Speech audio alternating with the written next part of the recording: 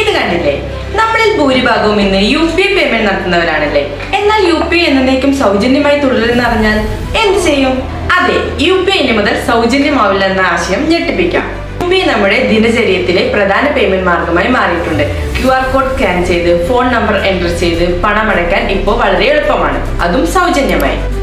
ഉപഭോക്താവായ നിങ്ങളിൽ നിന്ന് യാതൊരു ചാർജും ഈടാക്കുന്നില്ല. എന്നാൽ നമ്മൾ ഇതുവരെ ചിന്തിക്കാത്തൊരു കാര്യമുണ്ട്. UPI വഴി ഓരോ 800 രൂപ ഇടപാടുകൾ നടത്തുമ്പോഴും അതിന്റെ പ്രോസസ് ചെയ്യാൻ ബാങ്കുകൾക്കും പേയ്മെന്റ് ആപ്പുകൾക്കും ചെലവുണ്ടാകുന്നു. എന്നാൽ ആരാണ് ഈ ചിലവുകൾ വഹിക്കുന്നത്? ഇപ്പോഴത്തെ സ്ഥിതിവിവര കണക്കുകൾ പ്രകാരം ആപ്പുകളും ബാങ്കുകളും തന്നെ. 2023 ഇവർക്ക് ഇതുകൊണ്ടുള്ള നഷ്ടം ഏകദേശം 2700 കോടിയാണ്. എന്നാൽ 2024 മാർച്ച് 19 സർക്കാർ UPI സബ്സിഡി പകുതിയിലധികം വെട്ടിച്ചുരുക്കി 1500 കോടി രൂപയാക്കി കുറച്ചു. അതിന്റെ അടിസ്ഥാനത്തിലാണ് ബാങ്കുകളും UPI ആപ്പുകളും UPI ഇടപാടുകളിൽ ചെറിയൊരു ഫീസ് ഈടാക്കണമെന്ന് സർക്കാരിനോട് അഭ്യർത്ഥിക്കുന്നത്. ഇനി നിങ്ങളോടൊരു ചോദ്യം, ഇനി UPI സൗജന്യമല്ലെങ്കിൽ നിങ്ങൾ എന്ത് തീരുമാനിക്കും? പഴയ പോലെ ക്യാഷിലേക്ക് തന്നെ തിരിച്ചു പോകുമോ, അതോ ചെറിയ ഫീസ് നൽകാനും ഡിജിറ്റലായി തുടരാനും തന്നെ തീരുമാനിക്കുമോ?